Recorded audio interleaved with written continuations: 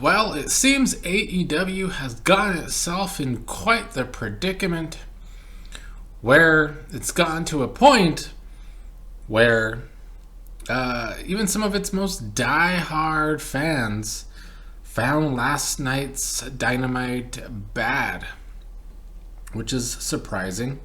I've gone on here for weeks now talking about how poor the creative is going in AEW.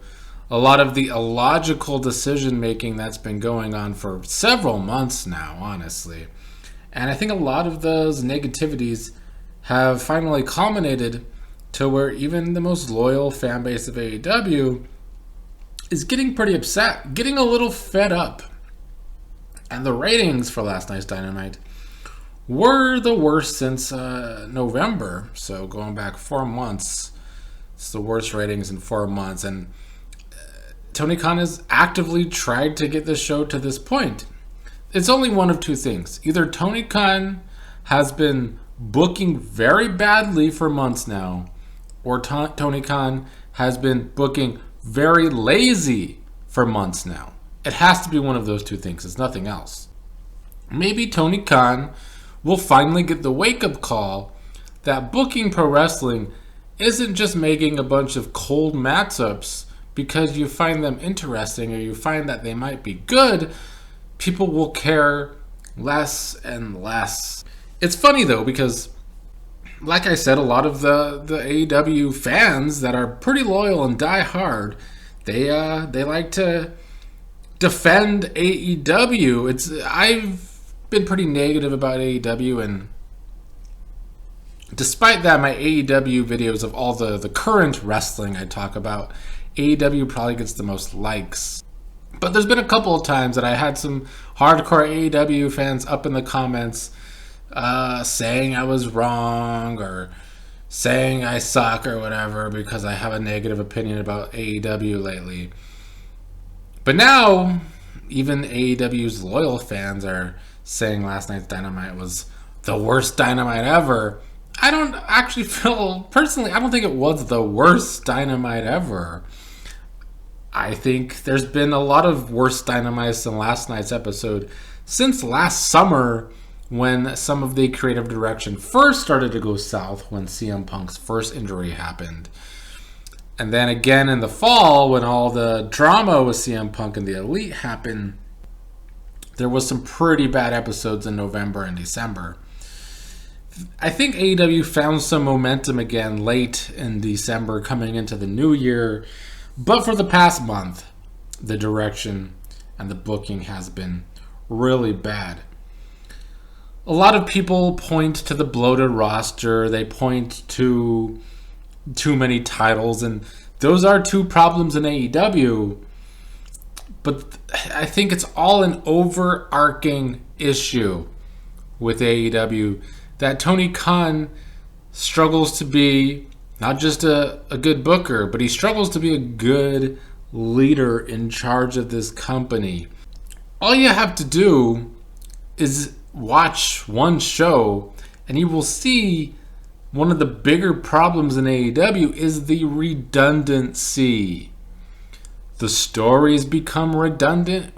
I've talked about many times how the MJF story has all been the same. Every single MJF story now is the same. They have to fight their way to get a shot at MJF. People are bored of that. And now they started to do the same thing with making Ricky Starks have to fight his way to get to Chris Jericho, even though he already beat Chris Jericho. Doesn't make a lot of sense there.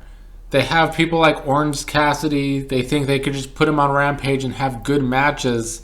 Like, that's not redundant. They have possible success in Jade Cargill, but all they do is put her in squash matches over and over. She said herself that it's time for her to get more involved with other women in the women's division, women that are also established, and she's right, but somehow Tony Khan can't seem to see that.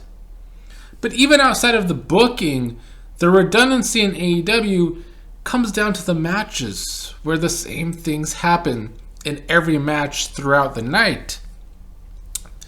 None of the wrestlers are watching the other matches that are happening before them they go out there and do similar or the exact same spots. It's not how pro wrestling was when it was great. Every match had a different flavor. Now every match has the same flavor. Doesn't appeal to most fans. Jon Moxley finally being pointing out that he bleeds in every single match. And he does seem to bleed in every single match. But when you're bleeding in every single match, it starts to mean less and less and less. And you can say Ric Flair bled a lot because he did, but he bled a lot over the span of decades. He didn't bleed in every single match. He would bleed a lot in some of the big matches, but Moxley's out here bleeding in every single Dynamite.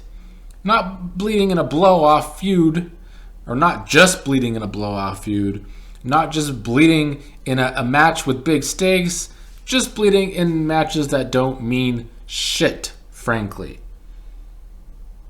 People point out how the WWE did way too many Hell in the Cell matches, and now people in the WWE are sick of Hell in the Cell matches. Well, guess what? People are starting to get more and more sick of Jon Moxley bleeding in every single match. Now, last night, it seemed the biggest problem that the diehard AEW fans had with the episode was the women, and the women's match and the women's story. Now, I can see how they found the spot with Saraya spraying the green spray paint thing on Toni Storm's ass as she's about to run her ass into her opponent, and how that was just weird. I totally get that. The match itself wasn't the worst, though, and Saraya and Toni Storm are, I think, supposed to be annoying. You're supposed to find them obnoxious. You're supposed to dislike them, so they're not doing so much wrong there. I also think that the woman's story is one of the more interesting stories in AEW because it's not quite redundant. At least to AEW it's not. Where you have the original women getting annoyed with the women coming in from the WWE. There's legs to the story. But it is falling short in execution because Tony Khan needs help booking. He needs help. I don't think he's going to ever want it anytime soon, but he truly needs help. And sure, they allegedly have a booking committee, but Tony Khan has said in like 100 different interviews, he does everything. Tony Khan writes everything. Tony Khan, everything comes through Tony Khan. He makes every final decision. If he doesn't like it, it doesn't happen. If he likes it, it happens. He needs a real right-hand man. He needs a Pat Patterson or something. And he doesn't seem to have it. It's not Chris Jericho. I hate to break it to Chris Jericho. But clearly it's not Chris Jericho because it's not working. Now, my favorite thing from last night's episode, to get a little positive in here, it wasn't MJF and his segment with Christopher Daniels and Danielson making the save. It was a good segment. That was one of the better segments of the night. But the best thing AEW did last night was Wardlow's sit-down interview with Jim Ross. That man instilled every ounce of athleticism and drive that I have in me today. Unfortunately, from the time I was 8 until the time I was a young adult, he was not in my life. But as a young adult, he re-entered my life, and we were finally able to start to have some sort of a father-son relationship. As soon as that happened, I got a call from him that he had stage 4 cancer. After he passed, I had never grown my beard, never grew my hair, but after seeing cancer take that all from him, I decided for the first time I'm going to grow my beard out, I'm going to grow my hair out. And that's the look that, we've come to learn and know of Wardlow over the past few years. And Joe knew that. And Joe took that from me, my connection with my father. And you want to know the biggest reason why? It's because finally a wrestling company in the 2020s understands that a babyface could use some sympathy. And that's where they went for with Wardlow. If he's going to be as cold as they've gotten him, and they've gotten him pretty cold, any momentum he ever had completely out the window. But at least AEW understood in this instance that the one thing they could do to make you still care about Wardlow, or at least try to start caring about him again, is getting him some sympathy. And he told the story about his hair and the hair connection to his father and Samoa Joe cutting his hair off. That was great. That was perfect. They have a long way to go with Wardlow to build him back up. But it's a good start, because even the WWE for the past decade has been ass backwards when they try to get heat on baby faces, and they put heels in situations where they get sympathy. It's ass backwards. So here they did the right thing with the babyface Wardlow by putting sympathy on him. I also enjoyed Christian Cage's return attacking Jack Perry. I think there is still some legs with that rivalry. But overall, I do understand how a lot of people hate a last night's show. I haven't found the last month of AEW that good at all. I think February especially has been a struggle. And yet you can't turn to Dark or Dark Elevation. That's still a big waste of time. And of course, AEW Rampage, not very good either. So with all these problems going on in AEW, where I think the bigger issues are always that most of the matches are so predictable, they're basically a bunch of glorified squash matches all the time. A lot of people did call last night's Dynamite just a glorified Rampage, and that's what it felt like because of the either bad booking by Tony Khan or the lazy booking by Tony Khan.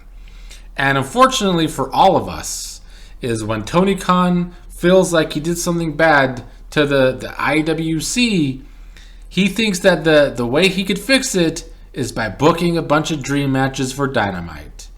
And sure, the diehard AEW fans, most of them will be like, oh my god, this is awesome, okay, it looks like AEW's recovered because we had a bunch of supposed dream matches. When in reality, Tony Khan needs to start looking at all of these issues that continue to build up and build up and build up and change. Actually put in some real change, because the product in AEW is very stale. And honestly, calling it stale is being nice.